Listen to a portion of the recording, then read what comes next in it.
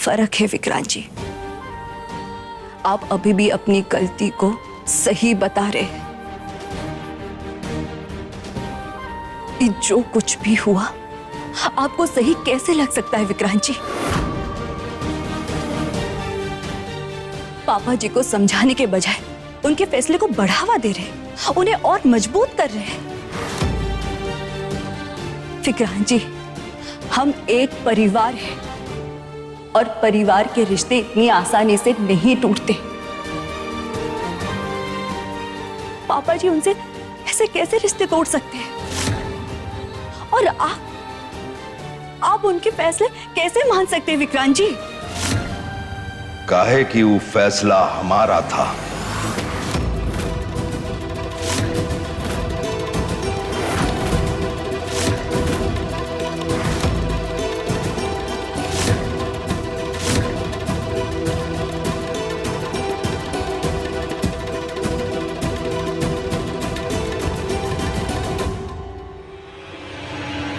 हम ई घर के मुखिया हैं। इस घर में हमारा फैसला आखिरी फैसला होता है और हमारा फैसला सबको मानना ही पड़ता है।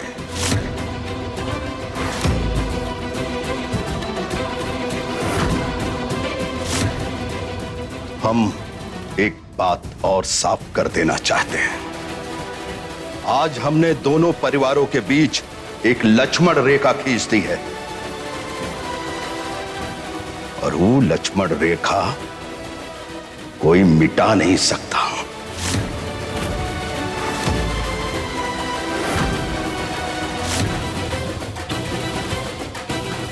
आज के बाद इस घर का कौनो उस घर की तरफ दिखाई ना दे।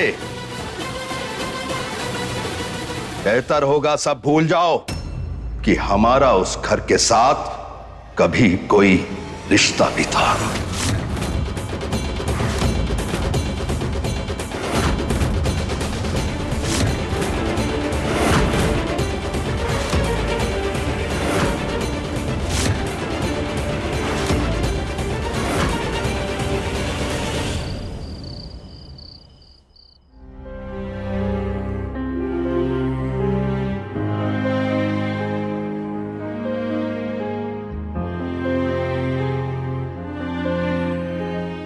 इतने सालों में पहली बार स्वरूप खानदान दो हिस्सों में बट गया। दोनों भाई जो हर त्योहार साथ में मनाते थे आज आमने सामने खड़े हो गए। समझ नहीं आता कि दोनों परिवार में इतनी बड़ी दूरी कैसे आ गई।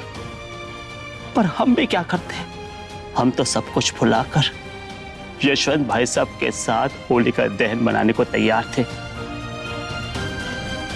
लेकिन वो बात को पकड़कर बैठे हैं। हमेशा अपने अहंकार को रिश्तों से ज्यादा अहमियत दी है उन्होंने।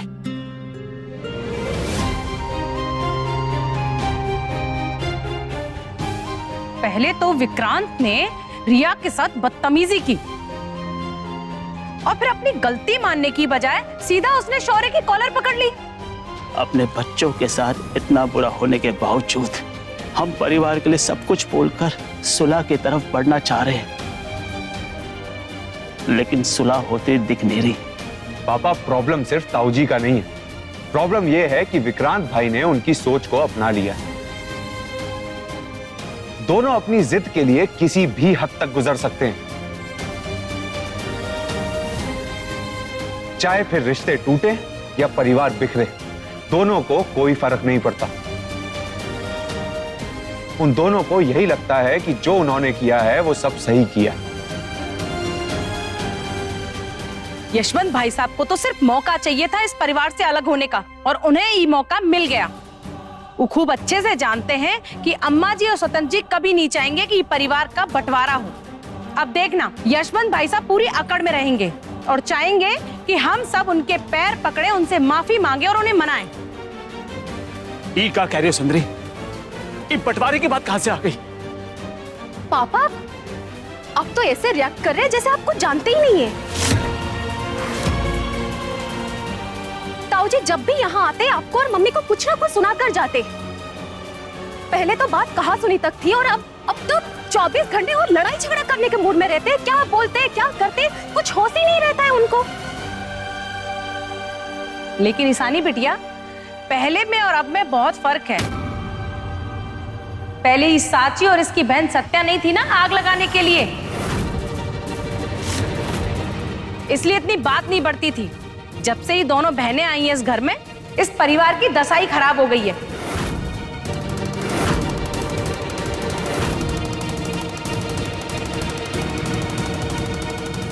मिसेस स्वरूप, एक तो हमें यह समझ नहीं आता कि आपका तीर हमेशा दो निशानों पर कैसे लग जाता है।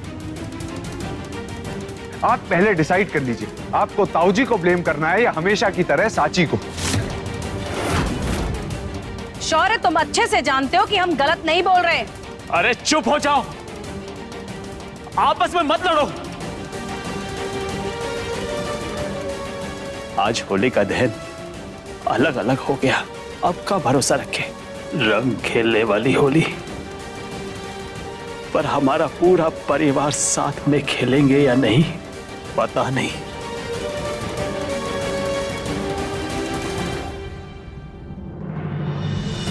पहले से ही दादी अपने कमरे में उदास होकर बैठी है और अब पापा जी भी टूट गए। नहीं, हम अपने परिवार को ऐसे बिखरते हुए नहीं देख सकते। हमें कुछ तो करना होगा।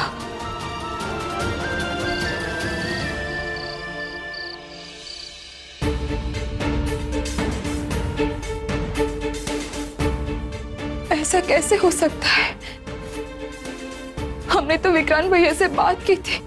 हमें लगा था कि भैया बड़े पापा जी को मना लेंगे, लेकिन तुम गलत थी साची।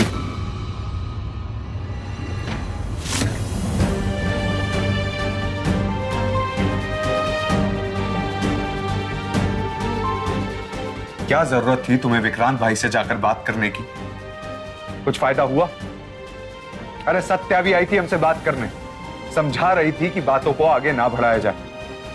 हमने उसकी बात सुनी और समझी भी, क्योंकि आई केयर फॉर द फैमिली। तुम दोनों ने भी इसलिए ये सब किया क्योंकि तुम्हें इस परिवार की परवाह है। लेकिन क्या विक्रांत भाई को इस परिवार की परवाह है? No, I don't think so. तुम गई थी ना उनसे बात करना, क्या उन्होंने तुम्हारी बात मानी? नहीं, क्योंकि अब वो हमें अपनी फैमिली का हिस्सा नहीं समझते। अरे तुम्हारी बात मानना तो दूर, उन्होंने उसके बारे में सोचा भी नहीं होगा।